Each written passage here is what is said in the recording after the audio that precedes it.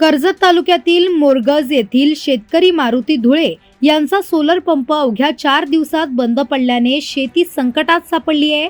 सौर कृषी पंप योजनेअंतर्गत बसवण्यात आलेला पंप बंद झाल्यामुळे झाडे सुकू लागली असून शेतकऱ्याला टँकरने पाणी आणावे लागत आहे।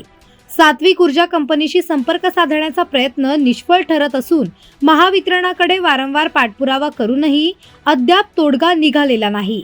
महावितरणचे कंपनीला पत्र व मेलद्वारे कळवले असल्याचे सांगितले आहे। दरम्यान या प्रकारामुळे शेतकरी आर्थिक संकटात सापडला असून तात्काळ उपाययोजना करण्याची मागणी होत आहे।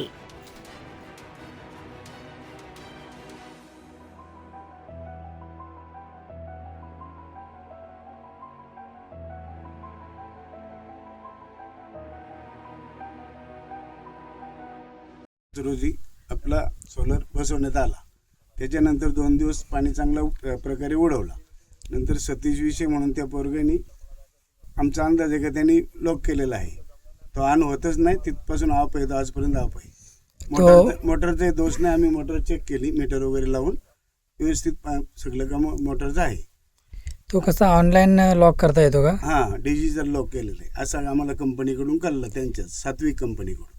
आम्ही फोन केलेला मॅनेजरला, त्या मॅनेजरने आम्हाला सांगितलं की त्यांनी जोनी बसवलं त्यांनी तो लॉक केलेला आहे। किती दिवस झाले ते लॉक करून? लॉक करून जवळजवळ आज 4 तारखेपासून लॉक केलं समजा ते आजपर्यंत। एमएससीबीची सोय नाही, त्याच्यामुळे आम्ही सोलरसाठी प्लॅन केला होता। सोलर व्यवस्थित वेळेवर आला, त्याच्यानंतर पुढे काही सर्व्हिस दिली नाही। सध्या आमचं बांधकाम वगैरे सगळं सुकून गेलेलं आहे।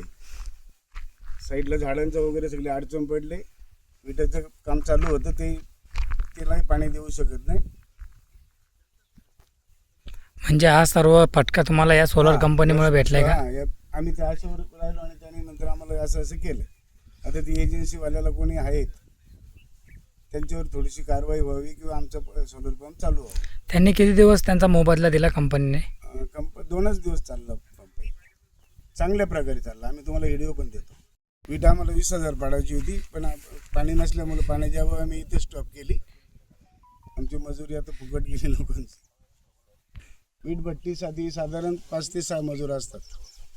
म्हणजे त्याने विटा पाडून दिला, पण पाण्याअभावी तुम्हाला करता नंतर ट्रॅक्टरने वगैरे वाहतूक करून 8-10 लेबर रचायला असतात।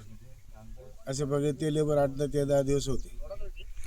आता ह्या पंपामुळे आमचं साधारण तरी 1 लाख रुपये नुकसान सहज झालं। हे आमचं बांधकाम अशा प्रकारे आहे, याच्या पुढे आम्ही त्याला करू शकलो नाही पाण्याच्या अभावी। कुठल्याही परिस्थितीत आम्हाला सोलर पंप लवकरात लवकर त्याची सर्व्हिस मिळावी। हे बांधकाम करून किती दिवस झाले तुम्हाला? बांधकाम करून तरी साधारण आम्ही